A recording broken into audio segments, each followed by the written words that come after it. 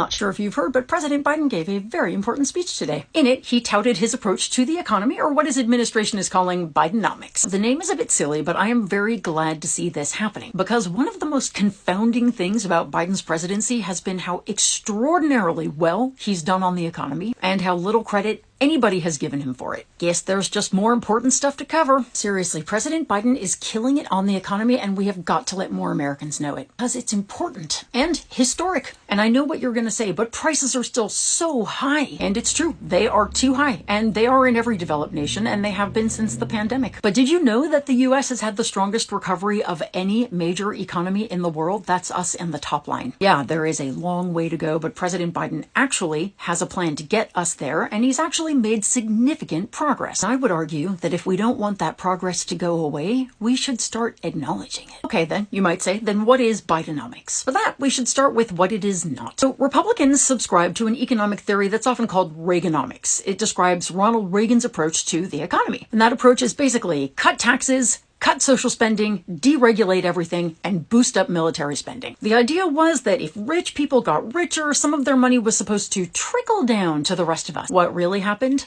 I can tell you because I was there. Nothing trickled at all. The opposite. Everything went to hell. The rich got massively richer, and everyone else, the middle class was decimated, jobs went overseas, our job creation numbers here plummeted, and the deficit skyrocketed. And yet, Reaganomics has remained the approach for every Republican administration. That's why job creation is stratospherically better under Democrats than Republicans, and why it is always Republicans who drive up the deficit. So what then is Bidenomics? President Biden says a lot he wants to grow the economy from the bottom up and middle out, not the top down. Basically, trickle up economics. So how is he doing that? Remember how the Democrats passed 3 huge pieces of legislation when they had a trifecta with barely any Republican support, I might add? Well, all of those bills are creating jobs, like tons of them. 13 million jobs so far. There are 35,000 projects already funded, and we're requiring construction materials used in federal projects be made in America. President Biden is promoting domestic production of semiconductors, batteries, electric cars, and clean energy with $490 billion in private investment already committed, while reducing carbon emissions and clean energy costs. He's also ensuring workers can get the education and training they need to get good paying jobs, including jobs that don't require a 4-year degree, and he's working to make it easier to join a union. I could go on, but there literally isn't time to talk about all the policies he's put in place to help workers and boost manufacturing. Oh, and have I mentioned he's also bringing the deficit down? This progress is incredible, and it has been a direct result of Joe Biden's policies. Make no mistake about it, elections matter. So if we want to keep seeing numbers like this instead of like this, you might want to tell your friends and family who's getting the job done.